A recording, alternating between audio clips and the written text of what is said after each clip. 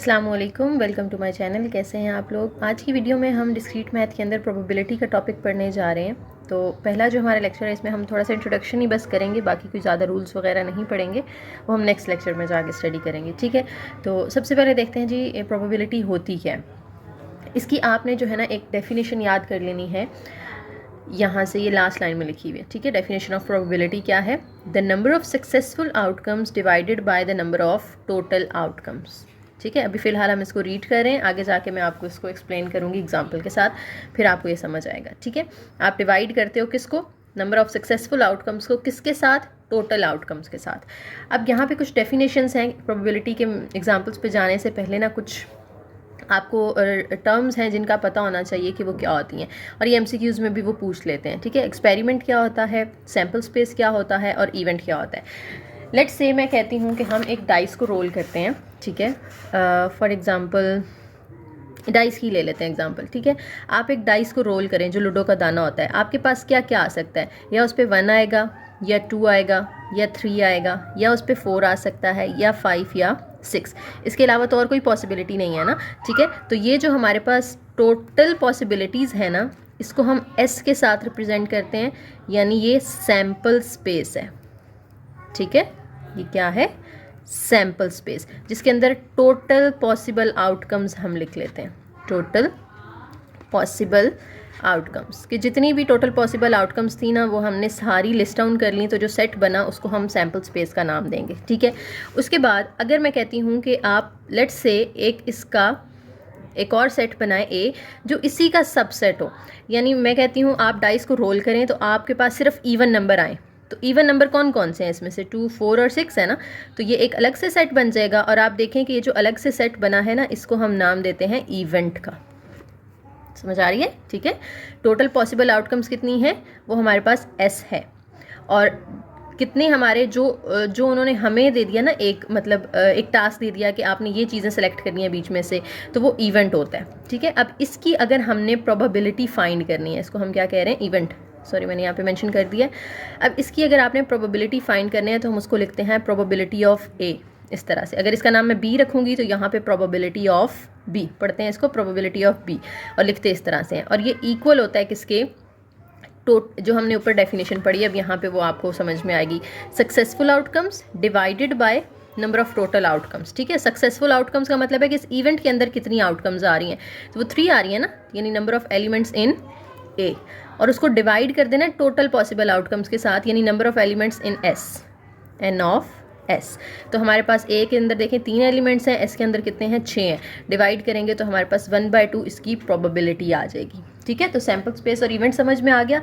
तीसरी चीज़ थी यहाँ पे एक्सपेरिमेंट क्या होता है। तो ये जो हम प्रोसीजर कर रहे हैं ना, डाइस को हम रोल कर रहे हैं, तो ये हम एक एक्सपेरिमेंट कर रहे हैं। या आप एक कॉइन को टॉस करते हैं तो उसमें 2 पॉसिबिलिटीज़ है, हेड या टेल। ठीक है, तो वो हमारे पास जो है, जो टॉस करने का एक प्रोसीजर है, उस प्रोसीजर को हम क्या कह रहे हैं कि हम एक्सपेरिमेंट कर रहे हैं। ठीक है, अब इनकी डेफिनेशंस पढ़ लीजिएगा आप लोग, इंशाल्लाह आपको समझ आ जाएगी। उसके बाद एग्जाम्पल पे चलते हैं। कहते हैं when a die is tossed the sample space S of the experiment have following 6 outcomes. ये हमने अभी देख लिया कि ये पॉसिबल 6 आउटकम्स होती हैं। ठीक है, लेट करें कि इवेंट E1 है जिसके अंदर 6, आप कहते हो कि event is that a 6 occurs, तो E1 किसके इक्वल हो जाएगा?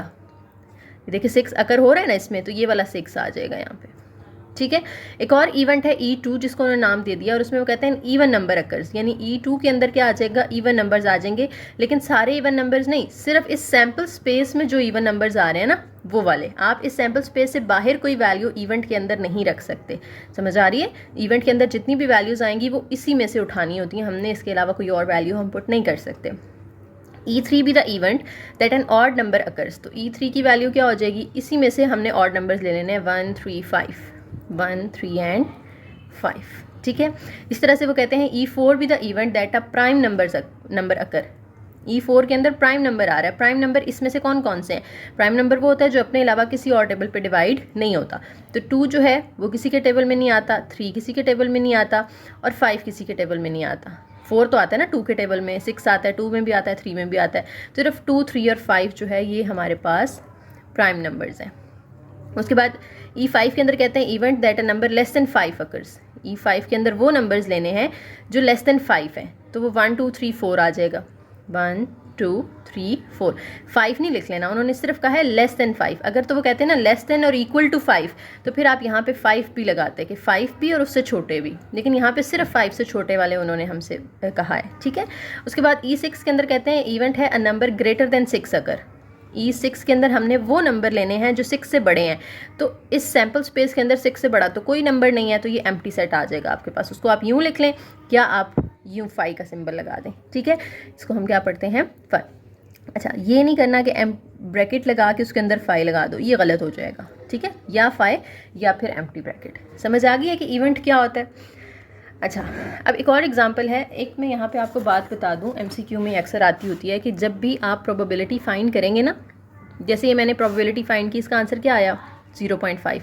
आगे भी हम डिफरेंट एग्जांपल्स करेंगे, तो जितनी भी आप प्रोबेबिलिटीज़ फाइंड करेंगे वो हमेशा 0 और 1 के दरमियान में होंगी।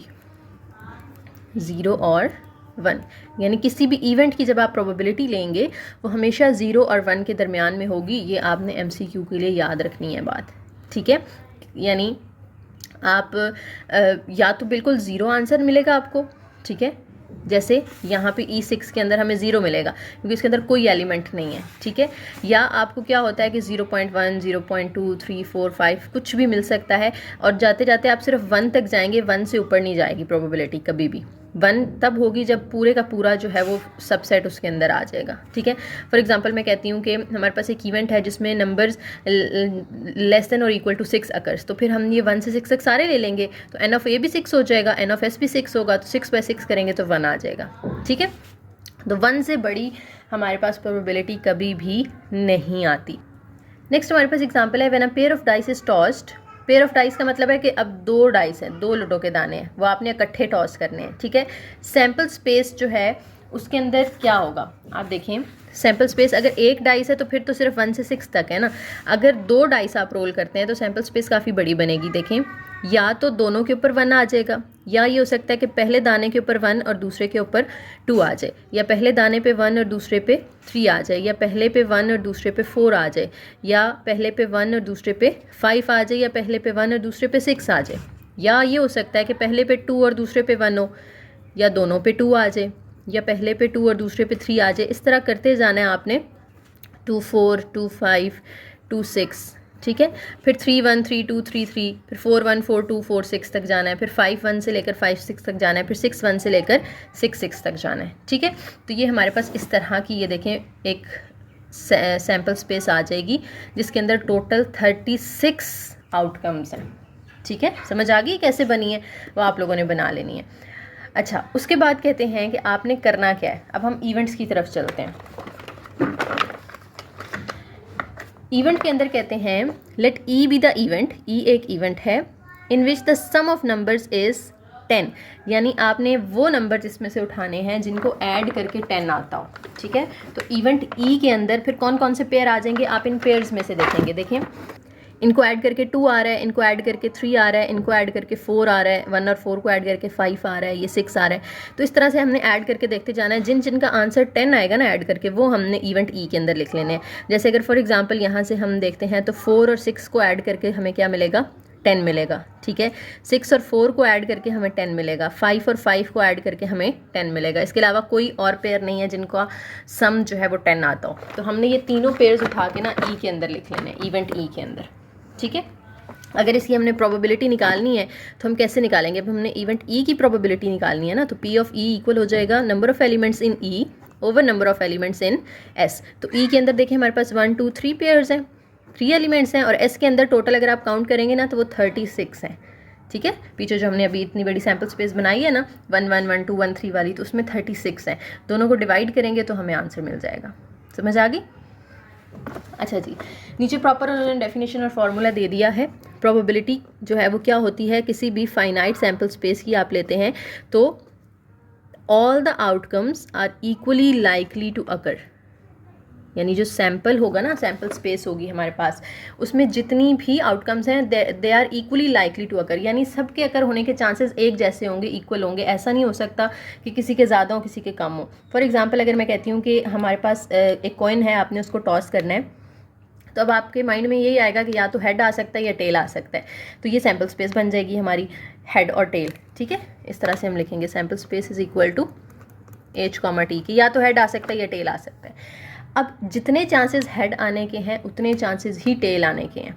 ये नहीं आप कह सकते कि मैं टॉस करूंगा तो लाजमी हेड आएगा, श्योरिटी तो नहीं है ना आपको। ठीक है, आपको जितना लगता है कि हेड आता है उतने ही चांसेस हैं कि टेल भी आ सकता है। या आप अगर लूडो के दाने को अगर रोल करते हो तो आप श्योरिटी से नहीं कह सकते कि मेरा 6 आएगा या मेरा 4 आएगा या मेरा 3 आएगा। जितने भी उस पर नंबर्स हैं 1 2 3 4 5 6 सब के अकर होने के चांसेस इक्वल हैं। ठीक है, तो ये इक्वली लाइकली से ये चीज़ मुराद है। नीचे उन्होंने फॉर्मूला दे दिया, number of outcomes E over number of total outcomes in S, N of E over N of S, तो ये आपका फॉर्मूला हो गया। ठीक है, समझ आ गई बात।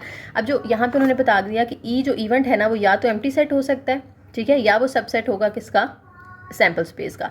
मैंने पीछे भी ये बात एक्सप्लेन की है कि इवेंट्स जो है वो हमेशा सैम्पल स्पेस का सबसेट होता है, उससे बाहर कोई एलिमेंट हम नहीं लेते। ठीक है, और दूसरा कि जब आप नंबर ऑफ एलिमेंट्स इन ई देखोगे तो वो हमेशा 0 और number of elements in S के दरमियान में होंगे, क्योंकि एस के अंदर टोटल पॉसिबल आउटकम्स है ना, उससे ज़्यादा तो ई के अंदर आ नहीं सकती। तो हमेशा नंबर ऑफ एलिमेंट्स जो होंगे ई के अंदर वो number of elements in S से कम ही होंगे। ठीक है, और यहाँ से हमें पता चलता है कि probability of an event is between 0 and 1, वही जो बात मैं पीछे आपको बता चुकी हूँ कि अगर आपने ई प्रोबेबिलिटी ऑफ ई निकालनी है तो हमेशा 0 और 1 के दरमियान में होगी। ओके हो गया। अब इसकी एक और एग्जांपल कर लेते हैं। What is the probability of getting a number greater than 4 when a dice is tossed. जब आप डाइस को रोल करते हो तो आपके पास क्या प्रोबेबिलिटी है, कितने चांसेस हैं कि आपके पास नंबर जो है ना वो 4 से बड़ा आए। तो देखिए सैम्पल स्पेस तो हमारी वही होगी ना, डाइस को रोल करेंगे तो हमारे पास 6 ऑप्शन हैं, ये हमारी सैम्पल स्पेस हो गई। अब इवेंट्स जो है हमारा ई, आप A B C कुछ भी नाम दे सकते हैं, ई भी दे सकते हैं, उसमें हमने ग्रेटर देन 4 नंबर्स लेने हैं। तो इसमें ग्रेटर देन 4 कौन कौन से हैं, 5 और 6 हैं।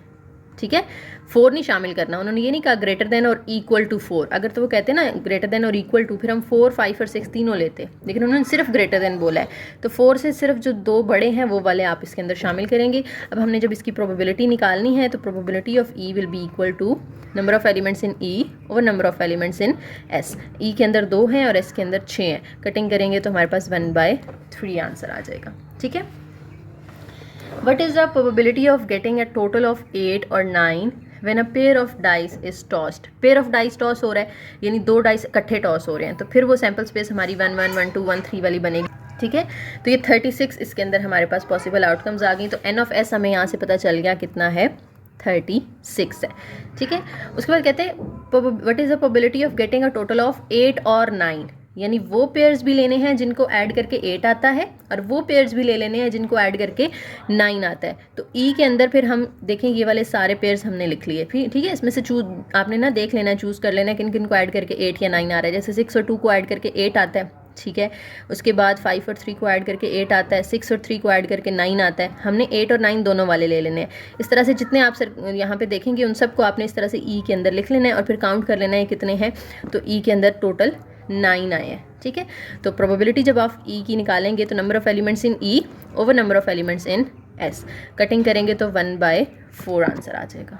क्लियर है। उसके बाद एक और एग्जांपल है, कहते हैं जनाब an urn contain 4 red and 5 blue balls, what is the probability that a ball chosen from the urn is blue. यानी 2 तरह की बॉल्स हैं आपके पास, रेड कलर की भी और ब्लू कलर की भी। ठीक है, रेड कलर की कितनी है, 4 हैं, ब्लू कलर की कितनी है, 5 हैं। तो टोटल कितनी हो गई, 5 और 4 9 हो गई ना, यानी सैम्पल स्पेस के अंदर टोटल पॉसिबल बॉल्स कितनी है आपके पास, 9 है। ठीक है, तो एन ऑफ एस हमने यहाँ से निकाल लिया। What is the probability that a ball chosen from the urn is blue, यानी जो हमारा इवेंट है वो ब्लू है। ठीक है, इवेंट जो है वो ब्लू बॉल उठानी है आपने, तो ब्लू कितनी है, वो तो 5 है, तो नंबर ऑफ एलिमेंट्स इन ई कितना हो जाएगा, 5 हो जाएगा। अब सिंपली आपने इसकी प्रोबेबिलिटी निकाल लेनी है, तो probability of E will be equal to N of E over N of S, यानी 5/9, तो ये आंसर आ जाएगा आपका। ठीक है, नेक्स्ट एग्जांपल है 2 cards are drawn at a random from an ordinary pack of 52 cards. जो कार्ड्स होते हैं ना, ताश के पत्ते होते हैं, ठीक है, वो टोटल आपको याद होने चाहिए कितने होते हैं, 52 होते हैं। अक्सर क्वेश्चन में नहीं भी बताया होता, लेकिन यू शुड नो कि वो टोटल 52 होते हैं। Find the probability that both are spades, 1 is spade and 1 is heart. अच्छा, ये अब यहाँ पे 2 हैं। पहले तो मैं आपको थोड़ा सा बता दूँ, काफ़ी बच्चों को पता भी होगा, लेकिन कुछ को अगर नहीं पता तो थोड़ा सा मैं एक्सप्लेन कर देती हूँ। टोटल आपके पास 52 कार्ड्स होते हैं, जिसमें से 4 टाइप्स के होते हैं, ठीक है। स्पेड्स होते हैं, हार्ट्स होते हैं, डायमंड होते हैं और क्लब्स होते हैं, ठीक है। अब देखें, हर किसी की ना 13 होते हैं। स्पेड का भी एक आपको एस मिलेगा, ठीक है। फिर उसके बाद जो है वो 2 होता है, 3 4 5 6 7 8 9 10, और फिर एक जैक होता है, एक क्वीन होती है और एक किंग होता है, ठीक है। अगर आप इनको काउंट करें 1 2 3 4 5 6 7 8 9 10 11 12 13, स्पेड्स के 13 होंगे, हार्ट के भी 13 होते हैं, डायमंड के भी 13 होते हैं और क्लब के भी 13। इसी तरह से इसके भी हार्ट के A 2 3 से K तक होंगे, ठीक है। तो वो 13 13 13 13 4 दफ़ा करें तो हमारे पास टोटल 52 कार्ड्स आ जाते हैं। समझ आ गई। अब वो कह रहे हैं कि 52 टोटल हैं और आपने कितने उठाने हैं, 2 उठाने हैं, यानी टोटल हमने 2 कार्ड्स उठाने हैं। तो सैम्पल स्पेस के अंदर हमारे पास क्या आ जाएगा, 52C2, क्योंकि 52 में से आप 2 चूज़ करना चाह रहे हो, ठीक है। यहाँ पे कॉम्बिनेशन हम यूज़ कर रहे हैं क्योंकि देखें हम रिपीट भी नहीं कर सकते, क्योंकि एक कार्ड जब हमने निकाल लिया तो वहाँ पे दूसरा तो नहीं हम निकालेंगे ना, रिपीटेशन तो अलाउ नहीं है यहाँ पे, ठीक है। और ऑर्डर मैटर नहीं करता कि आप पहले कौन सा कार्ड उठाते हो दोनों में से, ठीक है। अच्छा, तो ये 52C2 आ गया, ये हमारे पास N ऑफ S, इसका जो भी आंसर आएगा वो N ऑफ S की जगह पे आ जाएगा।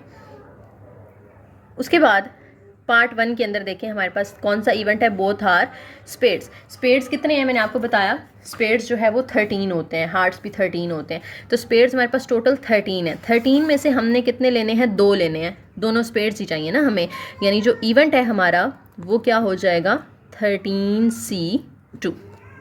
यूँ लिख लें या यूँ 13-2 लिख लें, मैंने आपको बताया था दोनों नोटेशंस ठीक होती हैं, ठीक है। जब आपने इसकी प्रोबेबिलिटी निकालनी है तो प्रोबेबिलिटी ऑफ E किसकी इक्वल होती है, N of E over N of S। तो N ऑफ E क्या है हमारे पास, 13C2 over N of S क्या है, 52C2। 13C2 का आंसर आपको मिलेगा 78 और 52C2 का जब आप आंसर निकालेंगे तो वो 1326 मिलेगा। दोनों को डिवाइड करें या कटिंग कर लें तो 1/17 आपके पास प्रोबेबिलिटीज़ की आ जाएगी, ठीक है। सेकेंड पार्ट के अंदर क्या कहते हैं, 1 is a spade and 1 is a heart. एक स्पेड है और एक हार्ट है, ठीक है। N ऑफ S तो टोटल वही रहेगा ना जो हमने ऊपर निकाला था 15C2, N of S same रहेगा, लेकिन इवेंट चेंज हो गया ना, ठीक है। N ऑफ E के अंदर क्या आ जाएगा, देखें हमने एक स्पेड लेना है और एक हार्ट लेना है। अब स्पेड्स कितने होते हैं, 13 में से एक लेना है आपने, और हार्ट भी कितने होते हैं, 13 में से एक हार्ट लेना है। और यहाँ पे दोनों मल्टीप्लाई होंगे, प्लस नहीं होंगे, क्योंकि प्रोडक्ट रूल की कब लगता है, जब हमने ये भी लेना है और हमने ये भी लेना है। ये तो नहीं है ना कि इधर और सिचुएशन आ रही हो कि हमने यहाँ से एक उठाना है और दूसरा यहाँ से, नहीं, हमने इधर से भी एक उठाना है और इधर से भी, तो दोनों को हम मल्टीप्लाई करेंगे, N ऑफ E आ जाएगा, ठीक है। अब प्रोबेबिलिटी ऑफ E जब आपने निकालनी है तो वो किसकी इक्वल होती है, N of E over N of S। N of E लिखें, नीचे N ऑफ S के अंदर क्या था, 52C2 था। अब 13C1 का आंसर जो है वो क्या आता है, 13 आता है, मल्टीप्लाई बाय इसका भी 13 आएगा और नीचे इसका आंसर आएगा 1326। अब 13 से मल्टीप्लाई होगा तो क्या आ जाएगा, 169 ओवर नीचे है 1326। दोनों को डिवाइड कर लें या कटिंग कर लें तो ये आ जाएगा 13/102। समझ आ गई बात की। इस तरह से आप कार्ड्स वाले क्वेश्चंस को सॉल्व कर सकते हो। एक और एग्जाम्पल है हमारे पास, in a lottery players win the first prize when they pick 3 digits that match in correct order, 3 digits kept secret. A second prize is won if only 2 digits match. यानी एक code for let's say उन्होंने एक code बनाना है, ठीक है, 3 digits का code है। अगर तो तीनों डिजिट्स ठीक सेलेक्ट कर लिए हैं प्लेयर ने लॉटरी के अंदर, ठीक है, तो उसको फर्स्ट प्राइज़ मिल जाएगा। अब देखें आप अगर यहाँ पे डिजिट चूज़ करना चाहते हैं तो डिजिट्स हमारे पास कितने होते हैं, 0 1 2, सिंगल डिजिट की बात अगर हम करें 9 तक तो टोटल 10 होते हैं ना, ठीक है। यहाँ पे आपके पास 10 ऑप्शंस हैं, यहाँ पे भी आपके पास 10 ऑप्शंस हैं और यहाँ पे भी आपके पास 10 ऑप्शंस हैं, ठीक है। तीनों को अगर आप मल्टीप्लाई करते हैं तो हमारे पास, और मल्टीप्लाई क्यों कर रहे हैं, क्योंकि हमने एंड लगाना है ना, इधर और नहीं लगाना, हमने तीनों डिजिट लेने हैं, ये भी लेना है, ये भी लेना है और ये भी लेना है, इधर और सिचुएशन नहीं है, इसलिए हम मल्टीप्लाई कर रहे हैं। तो N ऑफ S जो है वो हमारे पास आ जाएगा तीनों को मल्टीप्लाई करके 1000, यानी टोटल इतने ऑप्शंस हैं आपके पास, ठीक है। 1000 ways to choose the right 3 digits. अच्छा, पार्ट A के अंदर क्या कहते हैं, यानी आप प्रोबेबिलिटी फाइंड करें of winning a first prize. तो फर्स्ट प्राइज़ तो तभी मिलेगा ना उसको अगर उसने 1000 में जो 1000 तरीके हैं सेलेक्ट करने के, उनमें से एक करेक्ट वाला सेलेक्ट कर लिया तो, ठीक है। लेकिन जो इवेंट होगा N of E over N of S लगाना है ना हमने इसका फॉर्मूला प्रोबेबिलिटी ऑफ ई का। तो इवेंट के अंदर सिर्फ कितनी पॉसिबिलिटीज़ हैं, 1, कि अगर वो एक वही वाला चूज़ करता है जो ठीक है, यानी पूरा कोड उसका ठीक होगा, तो फिर उसके पास जो है वो फर्स्ट प्राइज़ लेने के चांसेस हैं। ठीक है, और एन ऑफ एस तो 1000 था, डिवाइड करें तो हमारे पास 0.001 आ जाएगा, यानी इतने चांसेस हैं बस उसके फर्स्ट प्राइज़ जीतने के। ठीक है, अब सेकंड प्राइज़ के लिए क्या है रिक्वायरमेंट है, सेकंड प्राइज़ के लिए कहते हैं कि तीनों में से ना कम से कम 2 डिजिट ठीक हो, तीसरा बेशक गलत भी हो जाए तो कोई मसला नहीं है, सेकंड प्राइज़ हम उसको दे देंगे, वो कहते हैं। ठीक है, अब वो कह रहे हैं कि प्रोबेबिलिटी फाइंड करें कि उसको सेकंड प्राइज़ किसी प्लेयर को मिल रहा है। तो इवेंट के अंदर क्या आएगा, P of E is equal to N of E over N of S. ठीक है, इसको आप ऊपर वाले को बेशक E1 और इसको E2 कह दें, या इसको ऊपर वाले को A और इसको B भी कह सकते हैं आप। ठीक है, कोई मसला नहीं है, जो मर्जी नाम दे दें। अच्छा, एन ऑफ एस तो सेम है ना, 1000, सैम्पल स्पेस तो सेम रहती है। अब एन ऑफ E के अंदर क्या आ जाएगा, देखें सेकंड प्राइस के लिए वो गलत हो जाएगा, यानी फर्स्ट पोजीशन वाला नंबर गलत हो सकता है, या सेकंड वाला गलत हो सकता है, या थर्ड वाला, क्योंकि सेकंड प्राइस तभी मिलना है जब इन तीनों में से एक गलत होगा और बाकी 2 ठीक होंगे। ठीक है, तो अगर यहाँ पे एक अगर डिजिट इनमें से ठीक है तो 9 ऑप्शंस हैं जो कि गलत होंगे। ठीक है, फॉर एग्जांपल यहाँ पे 2 आना था, तो 2 अगर यहाँ पे आता है तो बाकी पीछे 9 नंबर ऐसे होंगे जो गलत होंगे। तो हम गलत वाला ही बेसिकली ढूंढना चाह रहे हैं ना, क्योंकि सेकंड प्राइस तभी मिलेगा अगर एक गलत हो जाए। तो इस तरह से यहाँ पे भी 10 में से एक ठीक होगा लेकिन बाकी 9 गलत होंगे, यहाँ पे भी उसके पास 10 में से एक ठीक होगा, बाकी 9 गलत होंगे। और यहाँ पे हम प्लस कर रहे हैं क्योंकि इधर और सिचुएशन आ रही है कि या तो इस पोजीशन पे गलत हो सकता है, या इस पोजीशन पे, या इस पोजीशन पे। अगर तो तीनों ही गलत हो जाते हैं फिर तो उसे कोई प्राइस नहीं मिलेगा ना, तीनों डिजिट ही वो गलत बता देता है तो। ठीक है, उसे सेकंड प्राइस नहीं मिलेगा। सेकंड प्राइस तब मिलेगा अगर तीनों में से किसी एक जगह पे, तो इधर और सिचुएशन आ रही है कि या फर्स्ट पोजीशन पे नंबर गलत होगा, या सेकंड पे, या थर्ड पे, इसलिए तीनों को हमने प्लस किया। तो तीनों को अगर हम प्लस करें तो 27 आता है। तो number of elements in E2 कितने हो जाएंगे, 27। 27 को 1000 पे डिवाइड करें तो हमारे पास 0.027 आ जाएगा। उसके बाद कहते हैं what is the probability that a hand of 5 cards contain 4 cards of 1 kind, यानी अगर आप 5 कार्ड्स उठाते हैं, ठीक है, तो उन 5 में से जो है वो 4 सेम काइंड के हों, 1 काइंड के हों। 1 काइंड का मतलब क्या है कि या तो चारों 1 हों, या चारों 2 हों, या चारों जो है वो 3 हों, या चारों एस हों, या चारों किंग हों, या चारों क्वीन हों। ये मतलब है 1 काइंड का। ठीक है, अच्छा अब एन ऑफ एस पहले तो हम निकाल लेते हैं। एन ऑफ एस देखिए 52 कार्ड्स हैं और आपने कितने उठाने हैं, उसमें से 5 कार्ड्स लेने हैं, तो 52C5 हमारे पास जो है वो एन ऑफ एस आ गया। ठीक है, अब इवेंट के अंदर क्या आएगा, देखें हमने टोटल कितने कार्ड्स होते हैं हमारे पास, 13 के हमारे पास इस तरह से होते हैं ना, सेट होते हैं 4। ठीक है, फॉर एग्जांपल मैं एस उठाना चाह रही हूँ सबका, तो इस 13 में से भी मुझे एक उठाना है, इस 13 में से भी मुझे एक उठाना है, इसमें से भी एक उठाना है, और इसमें से भी एक उठाना है। ठीक है, 13 में से क्या करना है, एक सेलेक्ट कर लिया। फॉर एग्जांपल मैं स्पेड्स में से 13 में से एक ये वाला सेलेक्ट कर लेती हूँ, फिर मुझे तो 13C1 आ जाएगा ना, एक तो ये हमारे पास आ गया। उसके बाद मुझे इसी टाइप के 4 में से वो चारों उठाने हैं, यानी एस अगर मैंने यहाँ से ले लिया तो मुझे फिर चारों एस में से ही वो 4 एस चाहिए, क्योंकि 1 काइंड के 4 लाजमी हैं, यानी जो 4 एसेस होंगे उनमें से वो 4 के 4 मुझे सेलेक्ट करने हैं। समझ आ गई? तो 4 कार्ड तो हमने यहाँ पे सेलेक्ट कर लिए, लेकिन हमने टोटल कितने करने हैं, 5 करने हैं। अब वो बाकी जो 5 होंगे वो किस में से होंगे, देखें टोटल 52 है, 52 में से 4 आपने सेलेक्ट कर लिए, तो पीछे कितने रह गए, फिर 48 रह गए।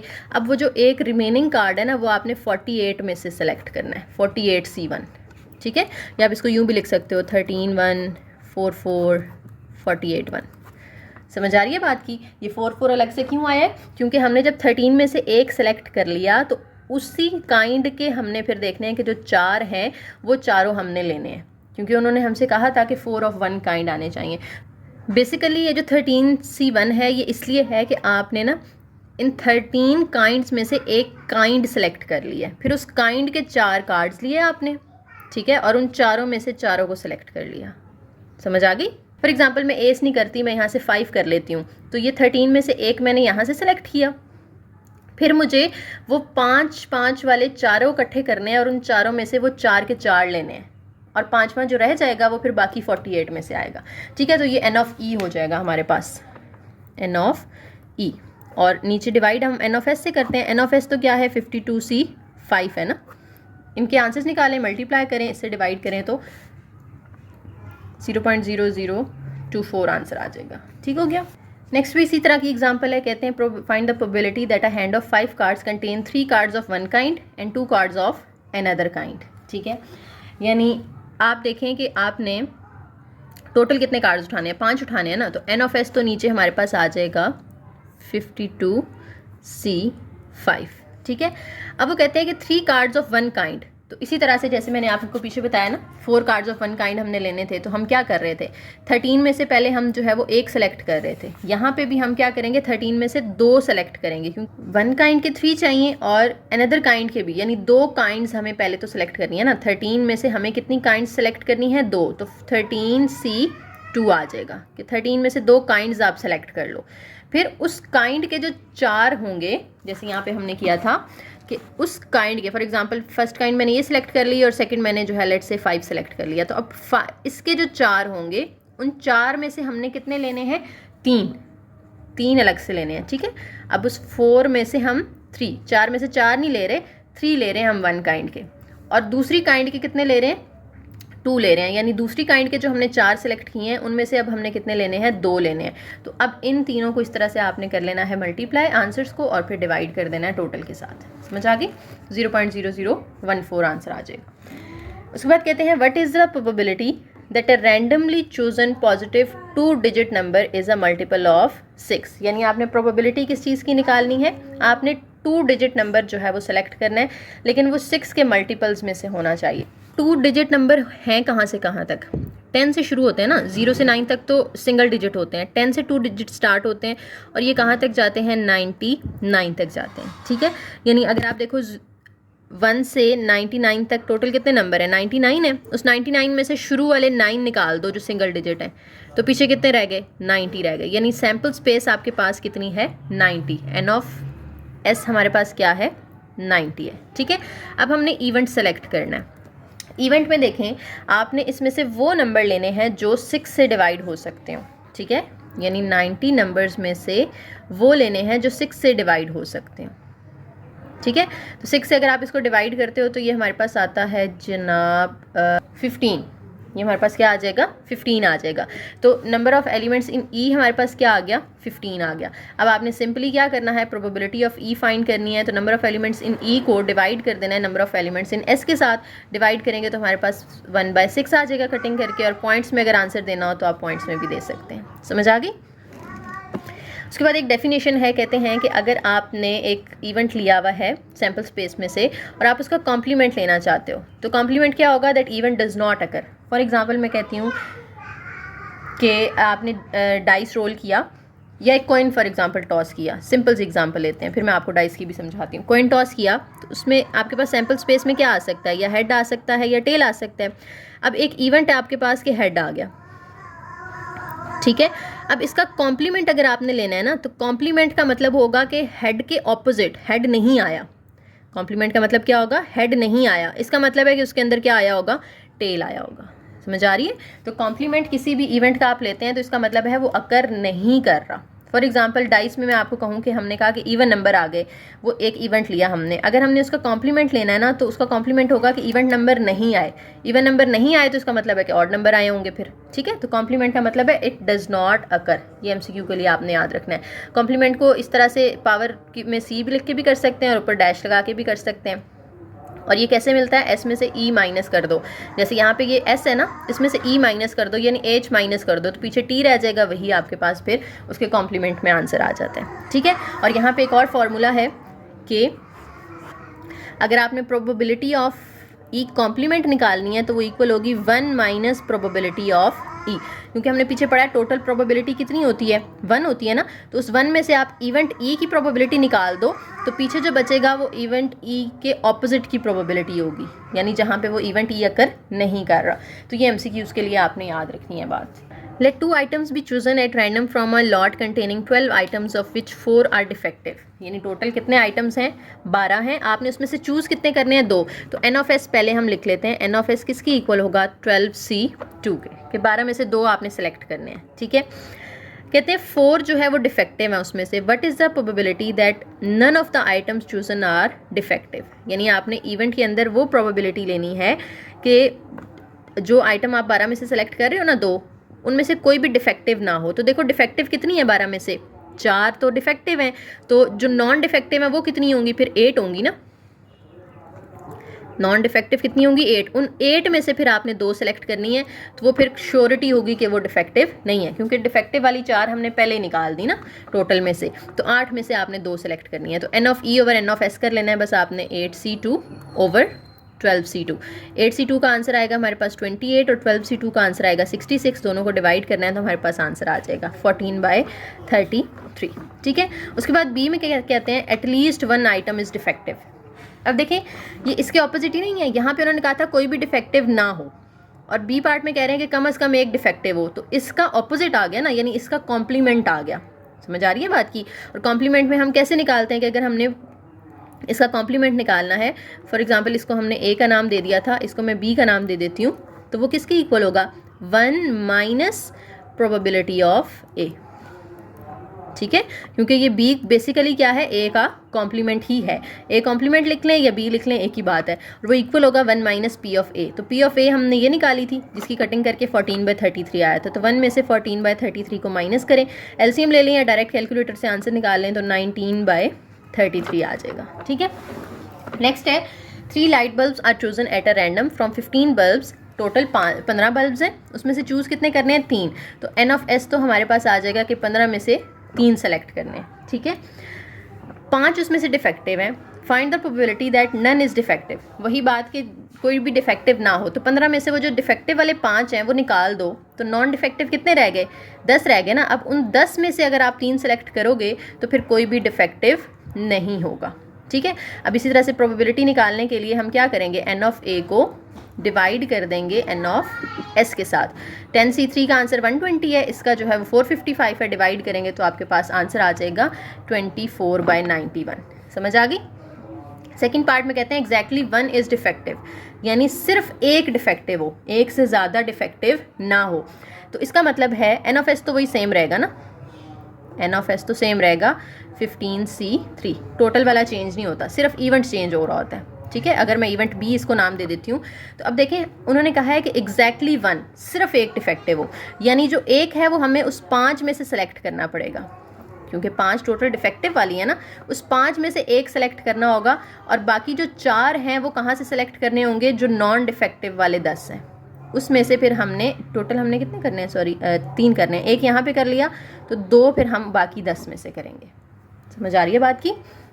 क्या करना है, एग्जैक्टली 1 डिफेक्टिव निकालना है ना। तो डिफेक्टिव वाले 5 में से हम एक चूज़ करेंगे, और नॉन डिफेक्टिव वाली जो 10 बल्ब्स हैं उनमें से फिर बाकी के 2। और ये इधर और नहीं है, यहाँ पे एंड लगेगा, क्योंकि प्रोडक्ट रूल लगेगा, क्योंकि एंड वाली सिचुएशन आ रही है कि ये एक भी करना है और ये 2 भी करने हैं, इसलिए दोनों को मल्टीप्लाई करना है। अब डिवाइड हमने इसको एन ऑफ एस से कर देना होता है, तो वो आप 15C3 से इसको डिवाइड करो तो आंसर आ जाएगा आपके पास 225। ठीक है। थर्ड पार्ट में कहते हैं एटलीस्ट 1 इज़ डिफेक्टिव, कम से कम एक डिफेक्टिव हो। तो ये इसका फिर ऑपोजिट आ गया ना, इसका कॉम्प्लीमेंट आ गया। इसमें कहा है कोई भी डिफेक्टिव नहीं है, यहाँ पे कह रहे हैं कि कोई ना कोई लाजमी डिफेक्टिव होगा। ठीक है। तो इस पहले वाले का कॉम्प्लीमेंट ले लेना है आपने यहाँ पे। और कॉम्प्लीमेंट कैसे लेते हैं, यानी इसको अगर मैं सी का नाम दूँ तो 1 में से पी ऑफ ए को माइनस कर दो। बेसिकली ये सी क्या है, एक कॉम्प्लीमेंट है। ठीक है। तो पी ऑफ ए क्या आया था हमारे पास, 24/91 आया था। 1 में से उसको माइनस करो तो आपके पास आंसर आ जाएगा। ठीक है। इसका आंसर आता है 67/91, 67/91।